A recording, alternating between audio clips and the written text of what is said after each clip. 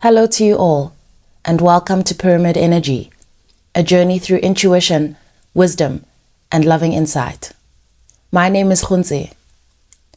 This is not my average video. I'm not even sure if there's any such thing as my average video. But after last night's video, where I shared quite a lot on creating your own container for expression and starting to share your gifts, I shared a previous video of mine about how to start a channel when you don't know who's going to listen. And that was a lot of technical advice, some of it not so technical, and more spiritual aspects about how to approach it, which mic I use, all of that. Just that first push to get you started, especially if you know that you're meant to express something and get your voice out there. I feel there are a lot of things that come up for consideration before someone begins to express themselves. And I'm not sure exactly where I'm going to start. I've just seen a couple of comments and a few things have just popped into my heart, into my mind, that I want to share with you. You'll please excuse my voice. It doesn't sound as usual, at least to me. It's 10 a.m. where I am. I just got up and I posted last night's video at about 10 p.m. The first thing is based on the comment that I just responded to on that video. The comment was, "Thank you, sister. How to find the focus on my speech? There are so many topics." I think one of the biggest pitfalls, perhaps I'd say the spiritual space, and I'm saying this, tarot reading space. Let me get more particular. You'll know generally the range of topics I'm referring to. I believe that one of the pitfalls here is we see so many content creators and we gather a picture of sort of the category that, we've created this sort of category of how we see things and their focus. And a lot of them have found a rhythm in how they post. I definitely fell into this trap. I'm calling it a trap, not because there's anything inappropriate about it, but because I didn't give myself enough space to consider that spirit has a different rhythm for me. I have personally a lot of my own realities that I need to navigate, and I've found that the most important thing for me is to ensure that I get enough time for rest. This increases the quality of my content. This also means less pressure to perform. That increases the quality of my content. And it allows me to be more spirit-led rather than led by a clock. This has been very important for me because if I'm not in the right energy, if I feel I'm under pressure for any reason, it becomes very difficult to channel because I'm not open. I'm now arriving in a container because it's time rather than because there's something to share. And then I get all this confusion. The more I've released those expectations on myself, the more content I've been able to produce. When it comes to a focus as well, because you observe these content creators, and so you feel like you must have a structure to what you create, and you feel like you must have a type of audience you're trying to attract, all of those things. This took me back to my first video. My first video was 5 minutes long. Leading up to that video, I have a little special story I'll share, but leading up to that first video, I had withdrawn from Instagram. I had been posting on my personal Instagram to my Johannesburg community is what I'll call it. These mini readings as reels.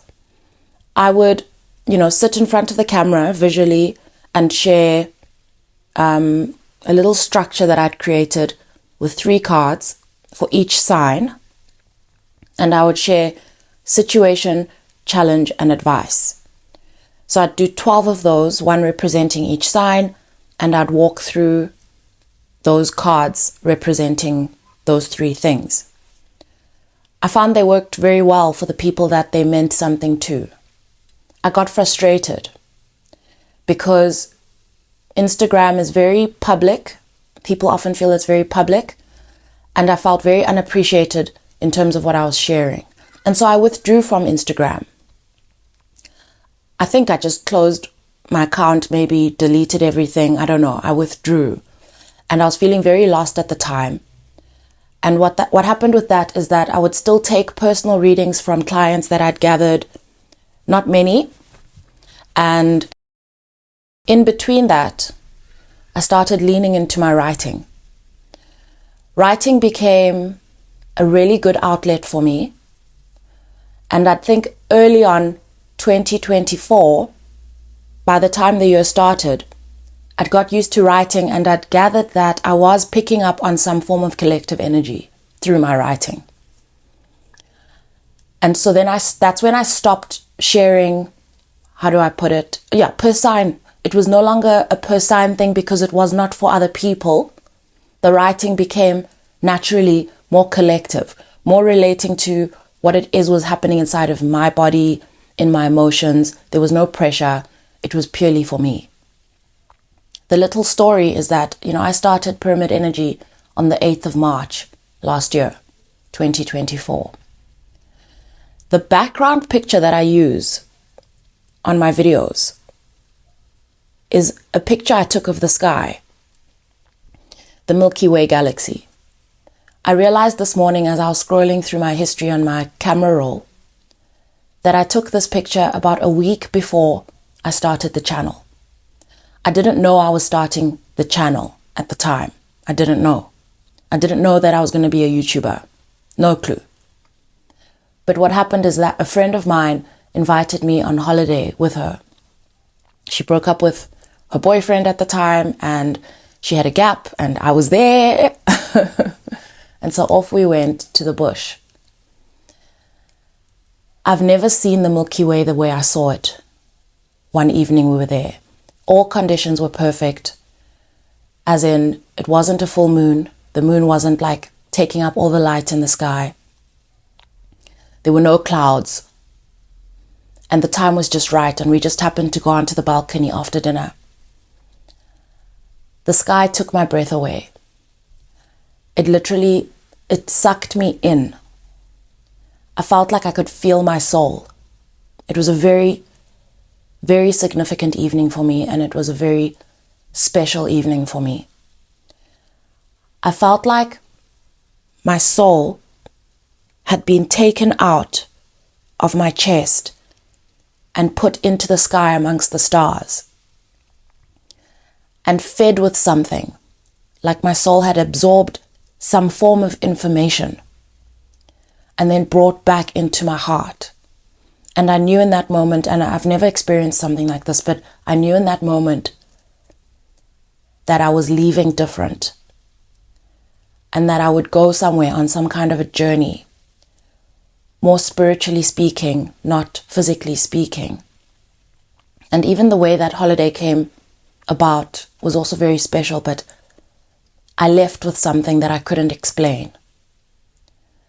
In the background, I had written down some downloads on something called Pyramid Energy. At the time, I called it Pyramid Bodywork. I called it Pyramid because it was a triangle that I was writing about. And I was reflecting at the time on how I'd healed and how I'd found some kind of balance between my heart and my mind, and how this had opened me up spiritually to a different type of support, just out of bringing this balance into my mind and heart, between my mind and my heart. And so I wrote this download down, and honestly, when I read that download now, I realize that I didn't understand it back then.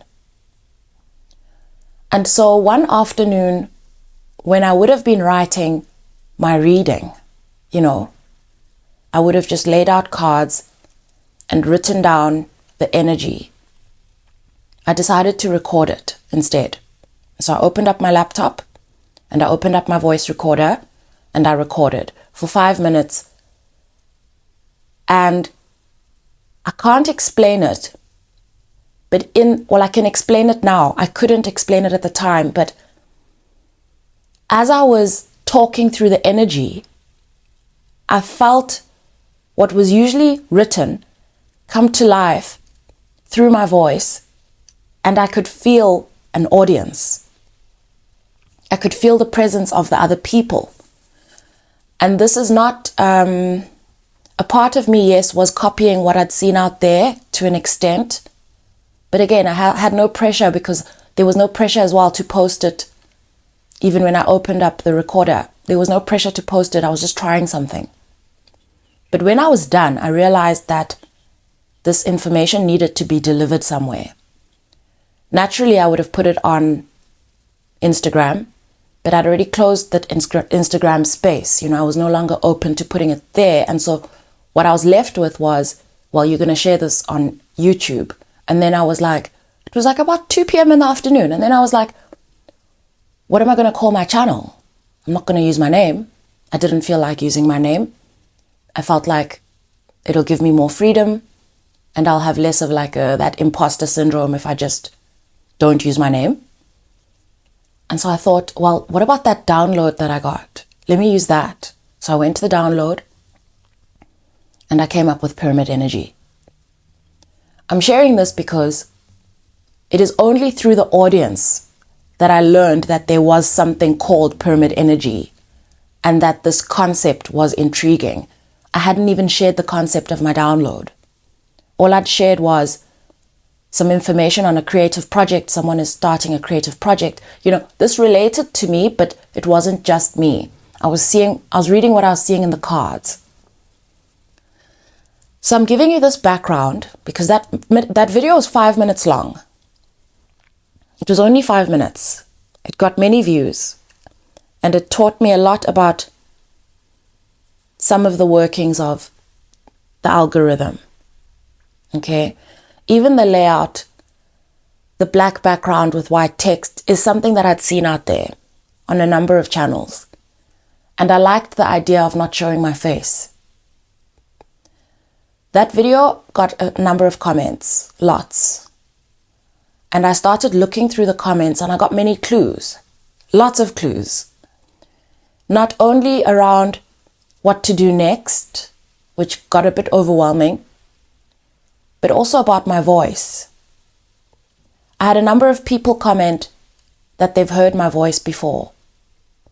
I knew that these people have not actually in the material world heard my voice before. I knew that. I had no information about where this audience was from, recognized none of the handles. And they were just, the comments is really what showed me that it was a bit of an OMG moment. It was like, there's something here. And even how particular people felt, how particularly they felt about what I was sharing, that it was just what they needed to hear. All of that information became so valuable because I realized I was onto something. Something made it a bit scary for me to then, on the next video, continue to share what I'd done. I didn't really know how to recreate that. I knew, but I wasn't sure. Like there was a lot of shakiness around that. And also because I'd been writing at the time, I was like, okay, well, I can just share my writing. And so I started sharing stuff I was writing, which wasn't always a reading. Some of it was experiences I was having just spiritually. And so talking about the moon was something I loved doing at the time. It was like I was speaking to the moon. I was still in the phase of my journey spiritually where I was healing my feminine. There was a lot of talk at the time around healing the feminine, the divine feminine. And I had not even touched anything to do with the divine masculine. it never occurred to me that this aspect is so important, actually exists, has a voice. That had not occurred to me. And I encountered it a couple of months down the line. And then I started writing also about, conversations between the divine masculine and the divine feminine. And then I went through a new awakening, and I shared that experience as well. My first videos, if you look on YouTube and you go to videos, my video tab on my channel, you can actually select the most popular videos, you can select the latest videos, or you can select for it to filter the oldest videos. So you can actually navigate every channel on YouTube that way and see what was being done in the beginning, because it helps to see the journey. We're often only exposed to what's happening now, currently. I also shared my poetry. What I'd do is that I'd write it down. So there's a way of approaching YouTube where you can actually script your stuff. You don't have to do it all on the spot. And I like not showing my face because it gives me more freedom to relax. And I have shared my face a number of times on the channel when I feel like connecting in person. I also did it for the first time just to check myself, because I was starting to question whether I'm avoiding showing up. Maybe I've done this 2 to 3 times. Also because certain people in the audience would ask for it. Through this, I've learned that I don't need to show my face. It's not about my face. It's very much about my voice. And some channelers you'll see, some card readers will remove their face from the screen because they channel with their eyes closed. I do this and that. And then they show the video of the actual cards on their table or their hands or whatever it is that they're showing. My point here is, do what works for you. And also to focus on where your value in your videos lies. Where does the value lie? When I am sharing videos with you, and this applies to me in particular, when I'm sharing videos with you, my value lies in my energy, my value lies in my voice, my words. Sometimes I don't add the cards, but more and more as I speak to the cards, I feel like I should show the cards.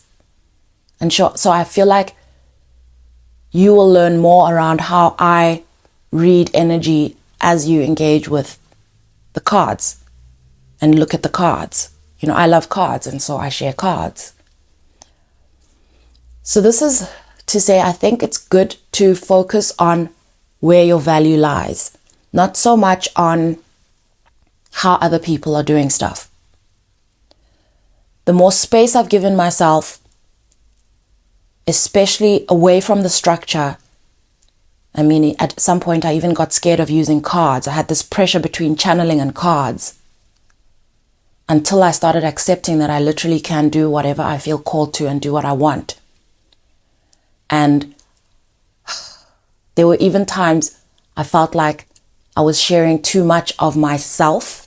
That was my ego getting in the way and my understanding of my ego. Sharing too much of myself as I started sharing more channeled messages rather than card messages.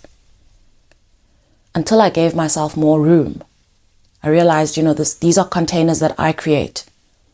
And what I'm channeling is starting to feel more valuable than the cards. So this tension can show up in various ways. And it's there as a teacher more than it is there to add pressure to you.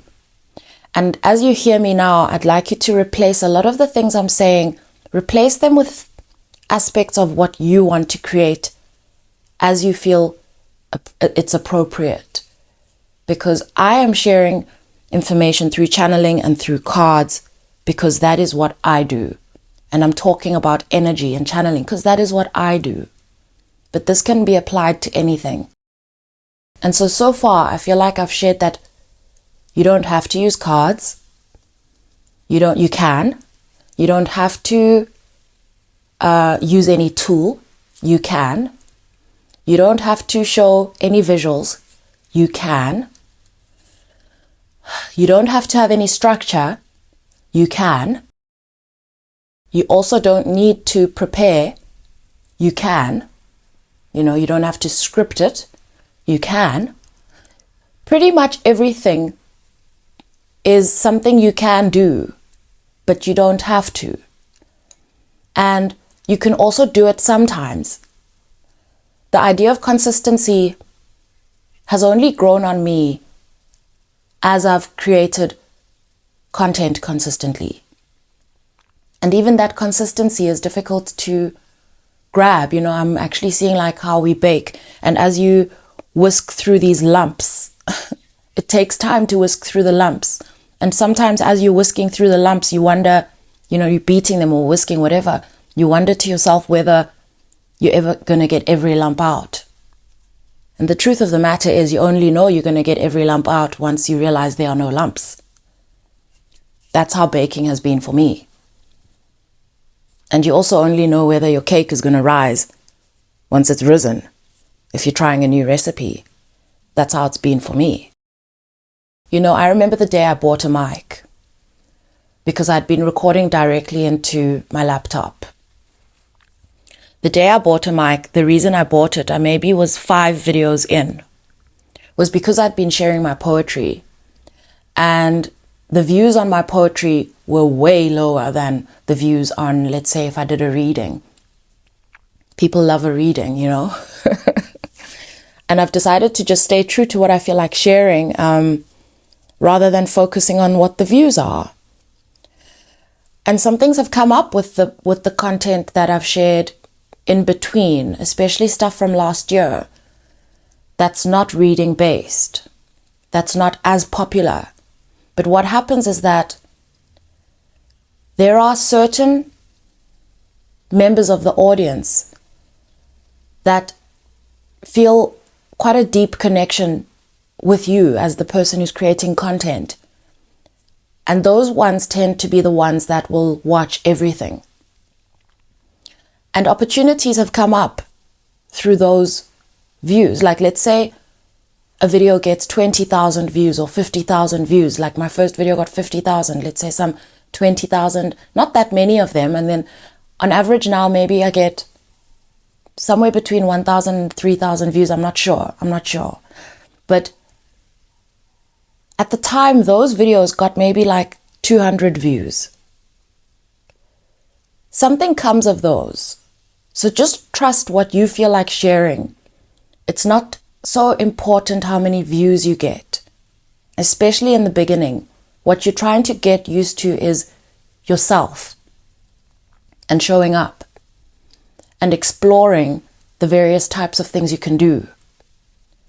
Because what I'm finding now, present time now, is that I approach the container like a reading, but I channel a lot and I also share my writing. Okay, so some aspects are written sometimes, and sometimes the way I speak is poetic. And so all of these things that I used to do and felt they were so separate and different, have come through into one sort of consolidated form of art that I could never have measured or predicted when I started. Okay. Another thing I want to talk about is, again, it's a trap to view all these types of content and believe that you will fall under these types of content creators. When I think about this particular segment of content creators, there are a number of things that I think that have not yet been done. And I believe that there is talent in this audience in particular. This is actually what made me do this video. I believe that there is talent in this audience in particular that may perhaps become open to these types of content. Maybe I'll do it one day when I'm ready and when I feel called. But if we step outside of this card reading energy space, there are so many ways of creating content. And I feel like these types of containers could really add to expanding the type of content, the type of content that is created around here, around these streets. There are reaction videos, okay? Reaction videos, I don't know how to explain it fully, but it's basically a content creator who comes on. This is done in politics. This is done in terms of music. It's done for many categories of content, okay? So a video where someone is talking about other people's content, reacting to it. And not just reaction videos, discussion on other people's content. Perhaps we're a bit shy to do this in this space where we have a lot of respect for other people's content and we don't want to pick it apart. But maybe this industry is ready. Maybe it's ready. I'm saying let's open our minds and not only see ourselves as producers of more channeled content. It doesn't only need to be channeled content. It doesn't only need to be readings. There's also a lot of AI content out there. AI is developing rapidly. I don't need to tell you this. But, it's occurred to me, I've had comments on my channel on Pyramid Energy, one or two people commenting as if I am an AI channel. Okay. Not sure whether to be confused, flattered, never really sure how to react to that. But the more that AI content improves, the more, I suppose, I'll take it as a compliment. But this is not an AI channel, but it does get me thinking, because essentially, if I decided I want to make more money, all I need to do is feed my videos through some other, tool, reproduce it, put an avatar, change the accent, put a cartoon, whatever it is. I could do that. It's just that right now I'm putting all of my energy into here. I could do that, and people do that. And about 3 times my content has been stolen. They choose the videos that get lots of views, and then they take it and they process it. It's like a content theft farm, and they reproduce it with some AI voice, and then I get to read those videos, the comments, and see how people appreciate what I've said, but have just never come across my channel. And I've got over that. I've got over that because I really enjoy doing this the way I do it. And I've realized that, let's say, the content theft farm, if we could call it that, perhaps their purpose is to take content that would normally not reach people and create a space for that content and that information to reach people.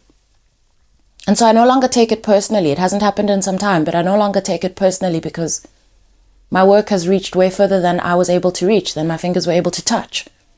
But I'm saying that there's someone out there who's made it their purpose to do this instead of creating their own channeled content. I wonder what it feels like to actually sit through this style of content and actually just steal it. But again, not my place. Lately, I've also found, especially with everything that's happening on the globe, I found a lot coming up for me politically, and I don't want to go deep into this, but I sometimes sit back and wonder to myself, what would it be like if I started a channel around politics? Because to have, a clear intuition, it doesn't only work on the collective and the energy that's moving within us and what's happening with our own intuition and what's happening with our own creations. It doesn't just happen about that. My intuition works on everything that my heart is called to. And so lately it's been on the rate of gender-based violence in South Africa, which is a very pain topic for me. It's a very painful topic for me, especially knowing how much I've become aware of in terms of healing the masculine and healing the feminine. It's become very clear that, well, South Africa is dealing with a very wounded masculine challenge. And the first problem is that everyone's pointing fingers at men as though women don't hold any type of masculine inherently, which there's so much that needs to happen in that space. And I'm thinking about it and I'm sitting with it. But even globally, I think to myself, the majority of this audience here is from the US. Okay, a lot from the UK, Australia, majority of maybe 2% are South African, literally 2% are from my own country. And this helps me understand why Instagram was never ready for my content. It helps me understand that. But,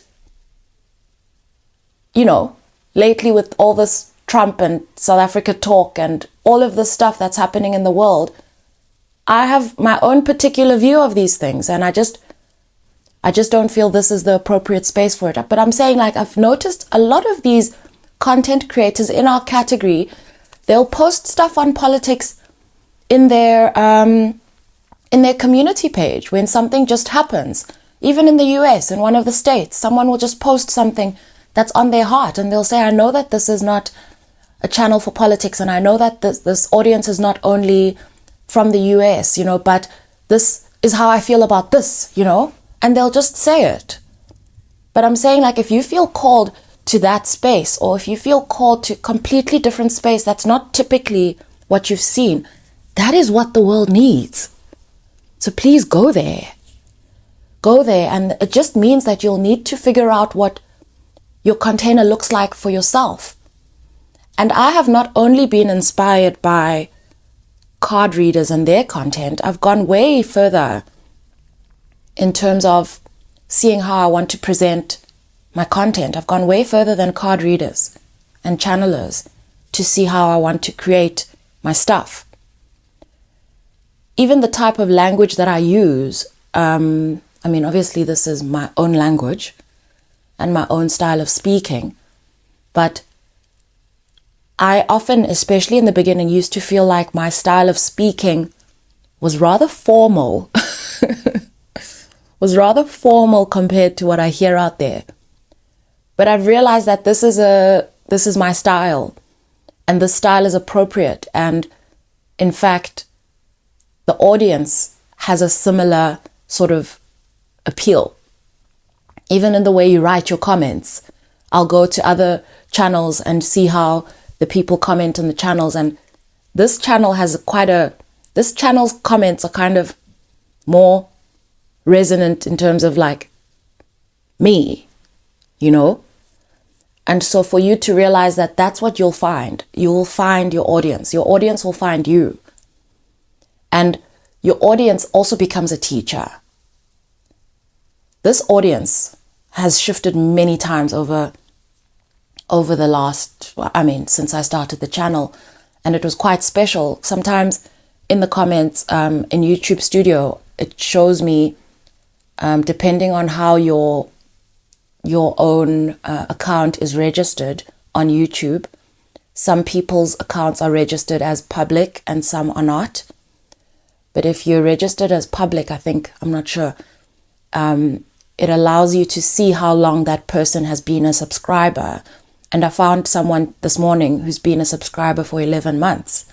You know, that's long for me. That feels long, and it feels special because it means this person has been along for the ride, and perhaps not always watching the content, because sometimes, you know, you get sent to other places to watch other stuff. But it just shows like you're allowed to evolve. You can evolve. You're meant to. You're meant to evolve. As I paused there between my speech, I saw 343443. I've actually left a screenshot there for you. Reading numbers is something else that has just come up for me on the channel. Obviously, synchronicities is something we talk about. And every time you Google an angel number, you'll find you'll find an interpretation.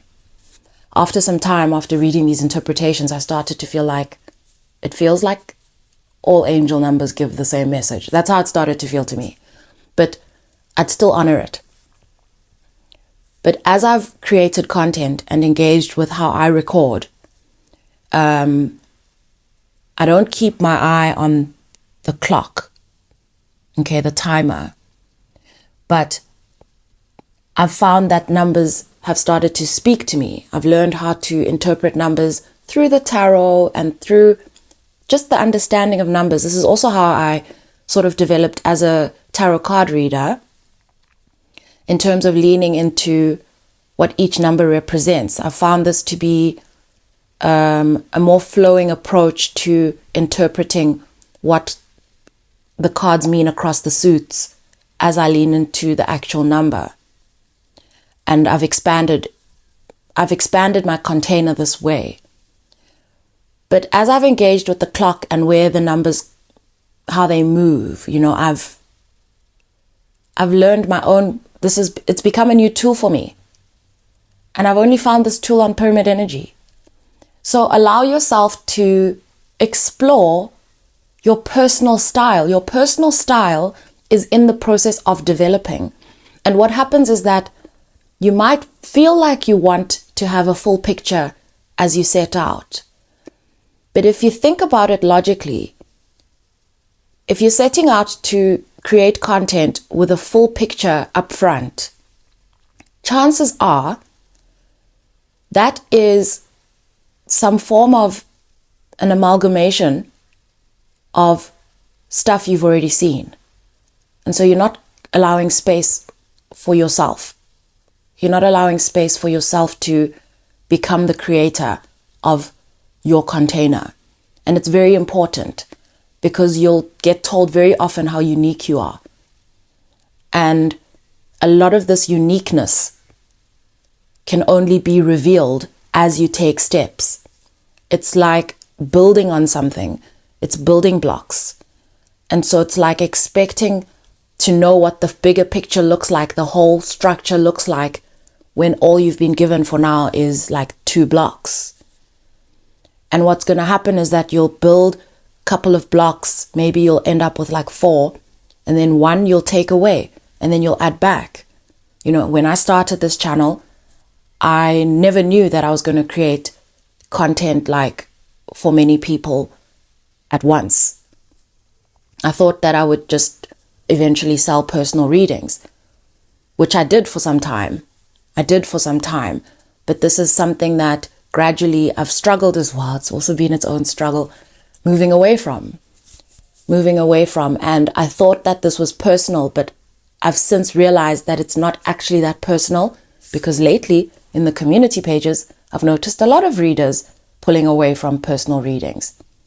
I have one left to honor. And I know that she's listening now. And it's coming. I promise you it's coming. And it's creeping up on me more and more now, and I'm going to send it to you. And I used to carry a lot of shame about this topic. On personal readings. And I'm so grateful for my clients who've ordered personal readings, because they hold a very special place in my heart, because I've learned so much from them. And they also gave me the ability to sort of something to sit on while I explore and figure everything out. And thank you for trusting me. And it's coming. But I'm saying that you will figure out what is going on in your space as you go. Another thing is something I learned on my journey on YouTube. This is about money. Is that you don't make your money from the ad revenue. The ad revenue just cannot carry you financially. It cannot. It's not enough. If you're growing your channel, you're not going to have the 200,000 or 500,000 followers that could justify you living off ad revenue. That's not how a channel starts. It doesn't start super large. And as I've grown with this channel, I've realized that I'm somewhat of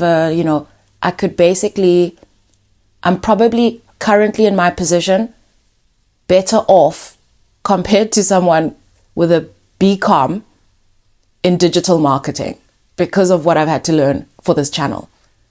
So a lot of this digital marketing knowledge I've learned through this channel and one freelancing job that I did.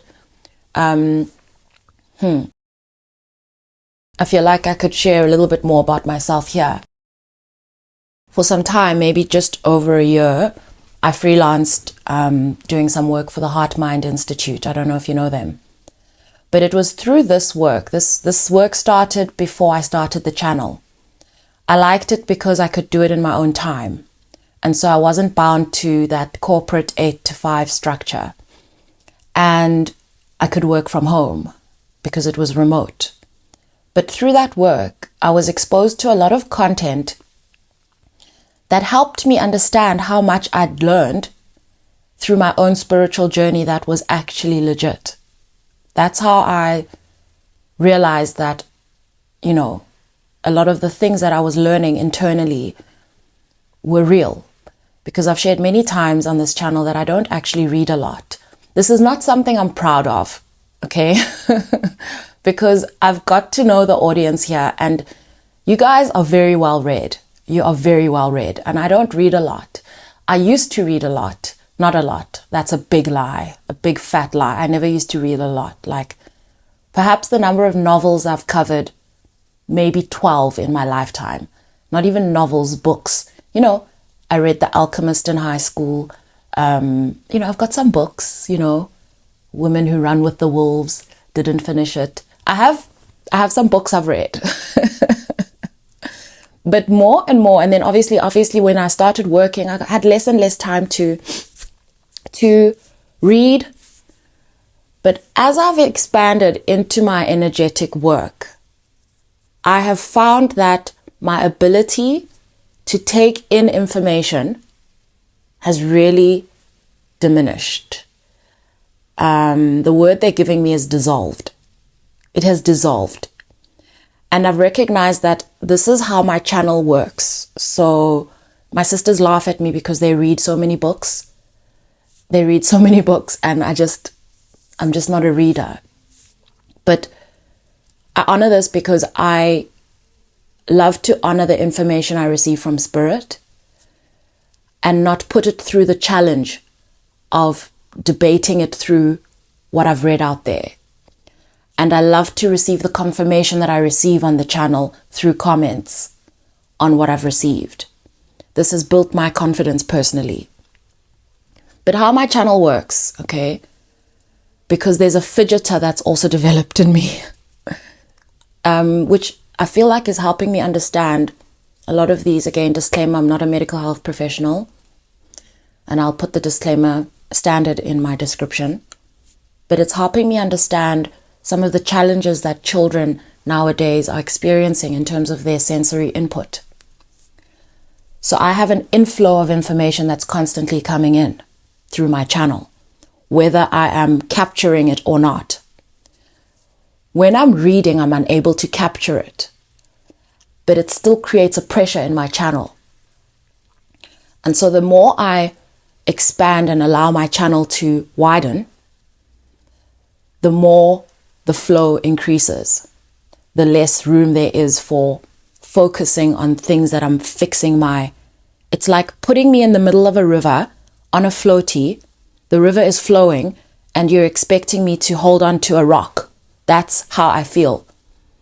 And the rock, every time I try to hold on to the rock, my fingers slip, because I'm being sent down the river. That's how it feels. And so a lot of this work that I used to do, freelance work, I let go of it as I leaned into my work on pyramid energy. And this was always the goal. And so I did the work as well, letting go of the floaty and letting go of the material world's expectations of me in terms of how to hold me in this world. And so my trust that I will be taken care of, that I will be looked after through my spiritual work has grown, because obviously I did lose jobs in the past, my corporate 8 to 5 jobs that I used to hold, my career. I used to be in property. This is what I wanted to touch on. I used to be in property. I used to be a leasing consultant in retail, in new retail developments. That's what I was. So I used to work as part of a retail's development team, and we'd build new shopping centers. And so this was from scratch, from a piece of land. Someone would make a call, say, I have a piece of land, and do you see a retail development coming of this? And so I'd be part of the team. We'd go out there and see whether this piece of land could be developed into something. And gradually over time, I loved this job. I did it for a long time. And I did it across, there were various ways that you can do this job, okay? But I started feeling like like my interest in building new stuff physically in this world started like being challenged. I think it was spiritual, feeling like we don't need more of these buildings. That's how I felt, but I couldn't say it at work. That's how I felt. And maybe that's part of the reason why I ended up being retrenched. Maybe not, spiritually speaking. And also, the expectation is one will want to climb the ladder. And as I did this, I started looking at the trajectory, and I started looking at Gontse, do you want to be CEO, of Investec Property one day? And it was just like, no, I don't. That was not what I wanted. My heart didn't want that. And so my world started shifting towards what I wanted. And obviously a series of towers. And this is where I landed up. And so this period I speak of before I started Pyramid Energy was a lot of that, and a lot of things changing in my personal life in terms of my family structure. No need to address that here. I think a lot of you understand it already. And so that's how I landed here. And so it's taken a lot of trust on my part. And I speak about this because I want to go back to the retail aspect, but I speak about this because a lot of the readers I've seen out there, it would appear to me at the time, through my journey on Pyramid Energy, it appeared as though these people did not have a worry in terms of like how they'd be taken care of. And I never understood this. Through time, I've understood that a lot of them have had their own struggle. We all have our own struggle. It's just not everyone's story to share their story personally. It's just not. Some people just come on and do what they know they're meant to do. And others of us are called to share more of the story that has guided like this journey towards stability. But I want to say that every aspect of work you've done will play a part in this career that you're building for yourself. In between my corporate life and my freelance life, I spent about 8 months in what I think I could call the most hellish PR job I've ever done. Okay? And this is not personal. If they ever hear me talk about this, I can talk about it now because now I work for God. So I can talk about it now, and I have no fear now in terms of like any backlash or whatever. And I'm going to share it because this is one of the things that we get put through on this kind of journey, this very particular type of journey. We get put through these very difficult situations, where you really get challenged in terms of how much you're willing to put up with in the material world until you finally say, no more of this. This has got to stop. But I'm so grateful for that job because this idea of PR, okay, the job was focused on social media PR activation. So it opened up my mind because at the time I was very frustrated. I didn't know what I was going to do with my spiritual work. I didn't know what I was going to do. And I couldn't explain it to anyone, and nobody believed in my vision. The only person who could believe in my vision was me. And so that's the role that job played. Again, it felt like hell. Some of it felt like heaven. A lot of it felt like heaven, but it was like huge tension. But these things that you get exposed to, whatever that it is that you spend your time on, and whatever work that does pay you, or whatever it is, or your situation, even if it is the circumstances within that you live in, your situation is relevant. Your situation is relevant. There are many times I thought to myself, where I live, like, how am I going to get out of this? And I realized the only way out is through. And on the other side of it, I realized I'm so appreciative of how I live and where I live, because this is the only place that could have held me as I created Pyramid Energy. And now I find myself not wanting to change it. And so it's really about perspective on your situation, where you are, and taking a few steps back and recognizing what it is you're actually learning, where you are, grow within your current situation is one of the cards on the Moonology deck. It's so valid, this advice of grow within your current situation, because you have been put there for a reason. There are things about where you are that you're meant to work through, not around. As a parent, as a single parent, my parents have a father, my children have a father, but we don't parent together. So as a single parent, it would be very challenging for me to grow this channel like this if I lived alone. And so I honor everything, and I also honor how the relationship, I live with my mother, the relationship with my mother has grown so much. That woman is everything to me. It has grown so much. And had I ever tried to bypass that, I'd have been in a very sticky situation. And so I'm very now appreciative of my journey, this way of passing through here, and only learning in the last couple of months that healing the mother wound is like so important. And so it was challenging for a time, and I don't know if she's going to listen, because she does listen to my videos sometime. And I wanted to know how much I love her and appreciate her, and how this would never have come to life if it wasn't for her. So I really appreciate her. Love you, Mom. And my children also love her to bits. They also love her to bits. I would look at other people out there creating content and think to myself how their situations seem easier. But I've learned, some people have been homeless, literally. Some people have worked their way out of that. I remember listening to one reader, and she sort of mentioned it in passing, and I had completely painted a completely different picture of how I see her than what was the reality. And so people don't have to explain themselves, and you don't have to explain yourself. And while I might have felt and feel that I have overcome certain struggles in my life, I would never want someone else's struggle. I would never want someone else's struggle, but that does not change the truth of the fact that your struggle is tailor-made for you. Whatever it is, your struggle is tailor-made for you. And this applies to absolutely every aspect, the good things and the difficult things. I keep mentioning retail.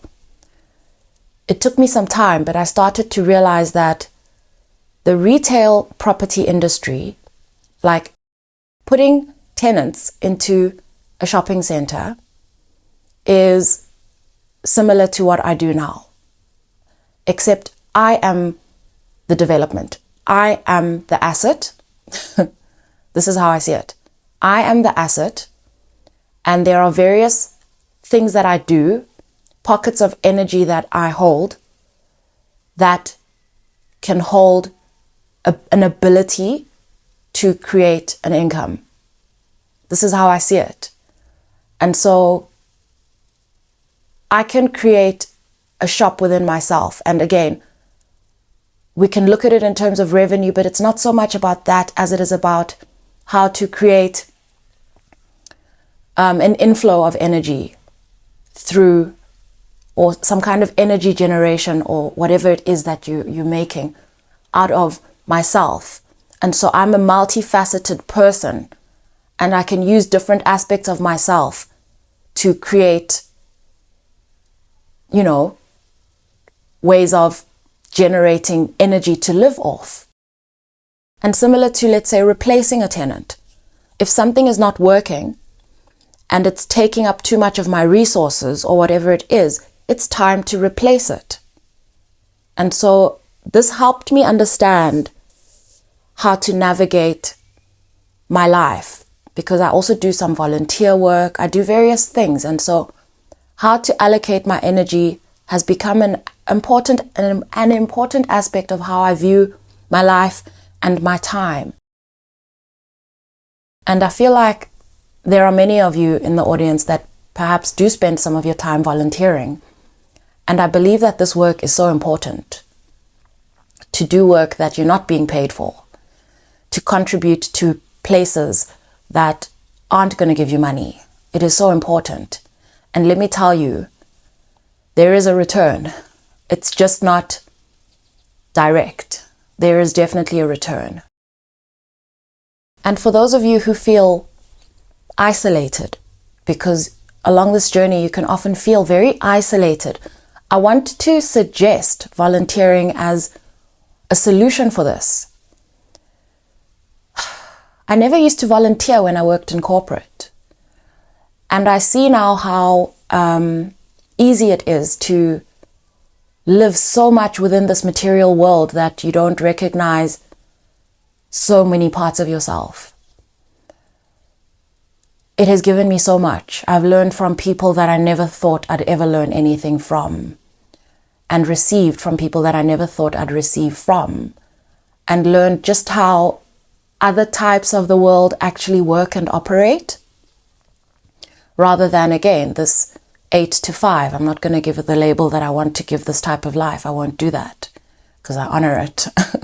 But every aspect of your life and your history is valid, even the current one. I think even some of you are living with people that you know you're not going to be living with very soon. This experience is still important. It's valid. It's not something you want to run from or escape. It's so important to settle into where you are and honor it.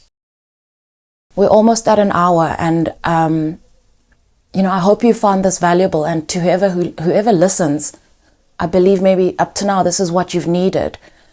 And to hear more of this more practical and more real life information, because we don't often get that. We don't often get that. And I'm only able to really speak about this really openly because I'm where I am now, where I feel I am. And to share it because often we can make excuses about what's more difficult about our own situation. There's also a lot of detail that I haven't shared. A lot. Again, I'm entitled to my privacy, but it just has not come up. It just has not come up.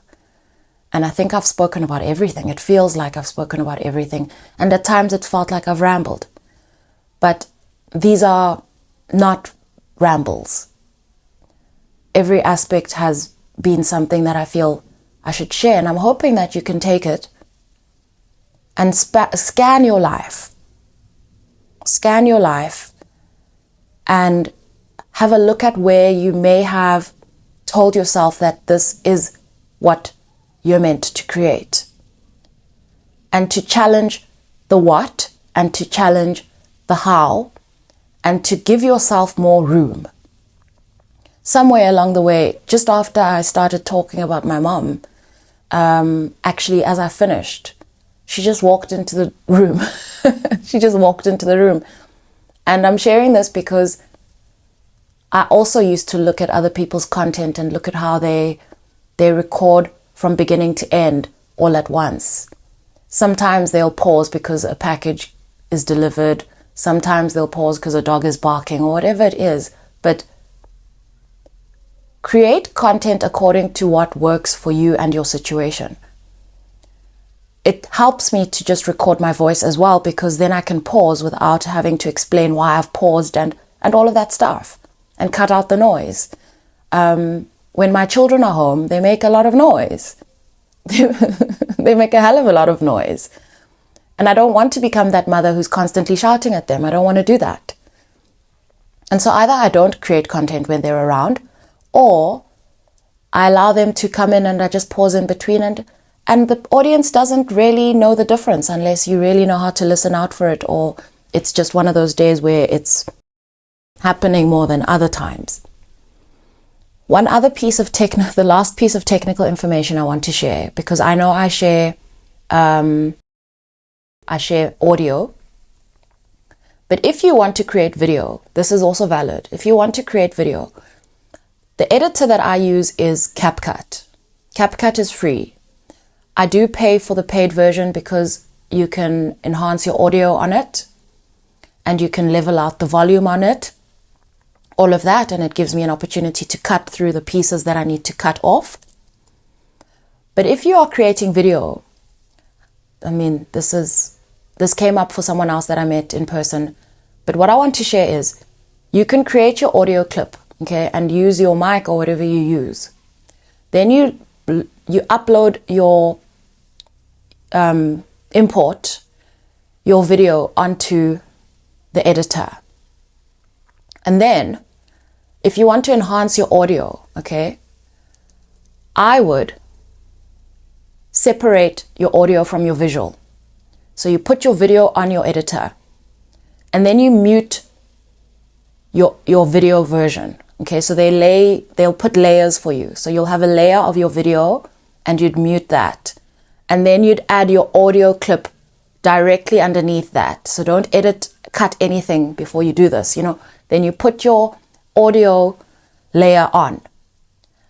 Then you can see your audio properly and work with your audio there, enhance it and all of that. But then you mute, obviously, the video so that your audio is separate and work on your audio. And then you'll still have clear audio in the end. I don't know who I said that for. But there are also so many videos on YouTube explaining so many of these things. I've just learned this from working with the editor. But everything is available on YouTube. Everything. Not everything will be valid. Some of the advice is created by people who have already got big followings, and so they don't have the same challenges as smaller creators. And also, the number of subscribers you have is not the most important aspect of this journey.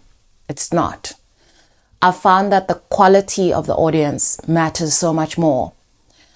And that's why I don't ask for subscriptions. I was challenged by this. I thought it was my ego. But Spirit just never really opened up for me to expand into that area. Please please subscribe. And likes I appreciate. I put them in the description box as ways to support the channel, because it does support the channel. It does support the channel, but it doesn't help if someone likes it and then watches 5 seconds and then leaves the video. It's important for people to actually listen to the whole video, and then that drives the video to other areas, To me, it sometimes feels like, and it does, it's a big driver of a channel, but it sometimes feels like, if I was a big performer on a stage singing and with my band and I sing and then I pause in the middle of my performance and ask you to cheer. That's how it feels to me. And I know that's not what it is in reality, but the subscriptions, there are a lot of subscribers on the channel that you'll gather, let's say, on a day or on a video where your video has reached way more people than it usually does. And these people then become subscribers.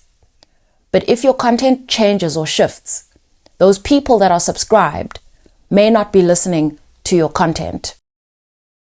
You could have a channel with 10,000 subscribers and only 500 people watching your videos.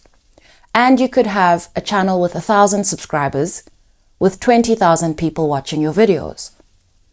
And so I'm giving you an example of how subscriptions don't really matter. And in certain cases, they could be a hindrance, because your videos will get sent to all your subscribers. Not even all. They don't actually show your videos to all your subscribers. So it's valuable for you to have subscribers because you will have a certain pocket of people that your videos will be exposed to. But the algorithm doesn't always send to all of them. And what happens is then your video exposure becomes limited to that initial pocket of existing subscribers. And based on how those initial people, viewers, respond to that video, that determines where your video reaches. It's like a funnel of sorts, and the funnel almost grows, but depending on how the initial people who get to see your video respond. And so don't overvalue subscribers, because the quality of the audience that you have, not the quantity, the quality matters, because if you are converting any of those people into, let's say, a product or whatever it is, that's what ends up counting for you. If your goal is to grow and have many, many subscribers, then that is it. That is it. But to make this your focus becomes very difficult, because it will be very frustrating if you don't see this happen, and you don't see this happen quickly. And I find that with a quality audience, you can really grow the quality of your content and get to understand what it is you're delivering to people better and faster. And also just value what you have to offer more. You can actually go look at some of these videos where there are plenty views, and go read the comments.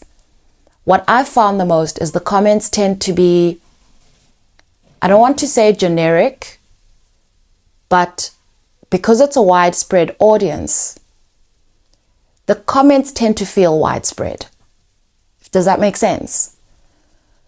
And so I feel like this part of the journey where you have a smaller audience is valuable, because you get to really know yourself and learn better. It's almost like a smaller classroom. It's like that. It's like a smaller classroom gets more attention than a big classroom where you don't get as much particular special attention on what you're doing. And so this is another thing that I just want to challenge. But I'm going to end this video here, because again, I don't know if my memory of my laptop is going to allow this to go out. We hope for the best.